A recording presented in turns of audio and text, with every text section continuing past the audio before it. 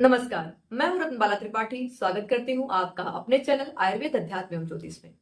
आज हम बात करेंगे कि अपने रसोई घर को सकारात्मक स्थिति में कैसे बनाएं और अपने भोजन को प्रसाद के जैसे कैसे बनाएं।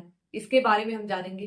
कुछ स्पेशल उपाय मैं बताऊंगी रसोई घर से संबंधित, इसलिए वीडियो को आप पूरा सुनिएगा। और आपसे निवेदन है कि वीडियो को लाइक जरूर कर दीजिए। अगर आपने लाइक नहीं किया तो अभी प्लीज लाइक कर दीजिए।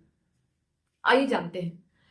हमारा अगर रसोई घर सकारात्मक स्थिति में नहीं रहता है, नकारात्मक स्थिति में रहता है, तो हमारा भोजन भी स्वादिष्ट नहीं बनता है और हमारा मन भी बहुत ही बेचैन रहता है। भोजन बनाने वाले का मन भी नहीं लगता है भोजन बनाने में।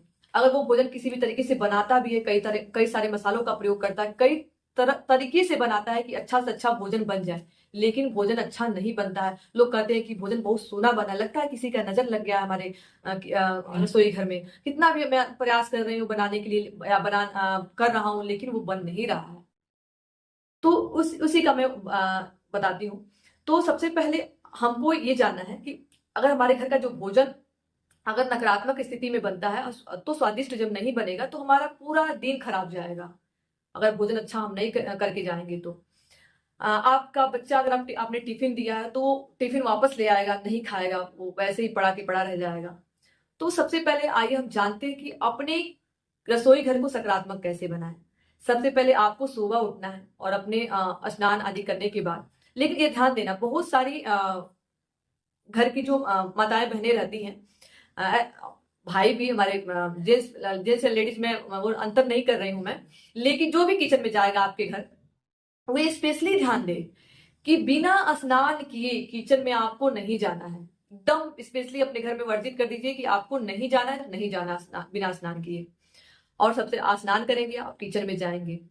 और उसके बाद अगर आपने पोछा पहले ही लगा लिया है तो पोछे में, जब भी आप पोछा लगाएं, अगर आप सुबह में पोछा लगा रही हैं तो पोछा लगाते वक्त आपको एक चुटकी फिटकरी, या नहीं फिटकरी है तो एक चुटकी नमक डाल देना है और अपने रसोई घर को पोछा लगाना है। रसोई घर आपका साफ हो गया। कई सारे ऐसे प्लांट आते हैं जो नेगेटिव ऊर्जा को बाहर करते हैं, उस प्लांट को भी अपने रसोई घर में लगा सकती हैं आप। इससे सकारात्मक, या लगा सकते हैं, इससे सकारात्मक स्थिति बना रहेगा।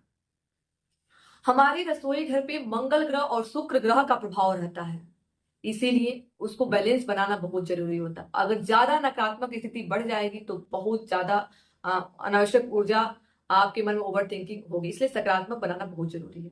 तो ये तो हो गया सफाई का, कि नेगेटिव को बाहर करने का। उसके बाद अपना भोजन बनाना है। तो भोजन बनाते वक्त आपको ध्यान देना है कि हमको अपने भोजन को प्रसाद की जैसे कैसे बनाना है।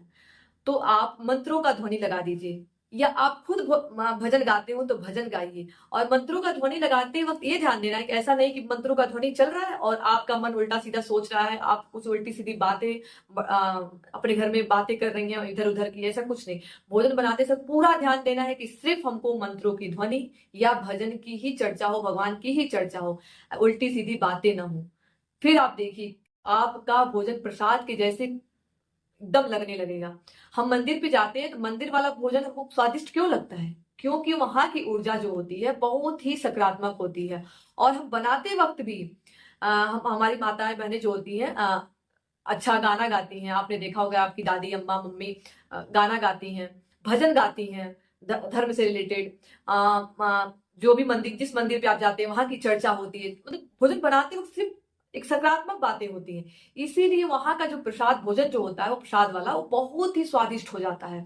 और हम दो पूरी एक्स्ट्रा ही खा लेते हैं और हम कहते हैं कि घर का भोजन तो ऐसा नहीं लगता है जैसा यहाँ का लग रहा है। ऐसा नहीं कि मंदिर वाला हम बहुत अच्छे से विधि विधान से बना, मंदिर में तो हम और जल्दी जल्दी बना देते हैं, फटाफट मसाला डालेंगे, पानी डालेंगे, जल्दी से बन जाएगा। लेकिन घर का भोजन तो हम विधि पूर्वक बनाते हैं, फिर भी अच्छा नहीं बनता। सिर्फ यही अंतर है कि वहां सकारात्मक स्थिति है और आपके रसोई घर में नकारात्मक स्थिति है। आप समझ लीजिए, अगर आपके रसोई घर में भोजन स्वादिष्ट नहीं बन रहा है तो 99% आपके रसोई घर में सकारात्मक स्थिति नहीं है, सिर्फ नकारात्मक स्थिति भरा हुआ है। तो अपने रसोई घर को सकारात्मक स्थिति में बनाएं।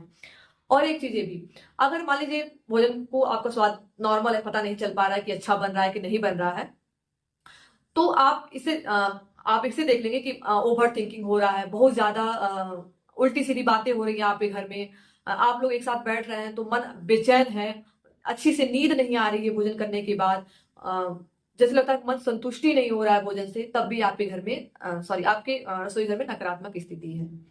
तो आप ऐसे ही अपने घर के नकारात्मक स्थिति को दूर कर सकते हैं, बहुत ही अच्छा लाभ मिलेगा।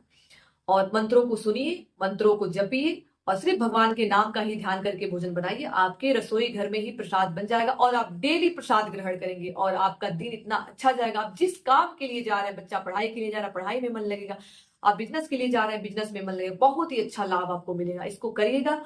और अगर आपको लाभ मिलता है, मुझे पूरी उम्मीद है कि 99% लाभ मिलेगा। अगर आपको लाभ मिलता है, प्लीज आप कमेंट बॉक्स में कमेंट जरूर करिएगा। इसको 43 डे करके आप देखिए, फिर मुझे जरूर बताइएगा और मुझे उम्मीद है कि जरूर लाभ मिलेगा। धन्यवाद। अगर आपने चैनल को सब्सक्राइब नहीं किया है तो चैनल को सब्सक्राइब जरूर कर दीजिएगा।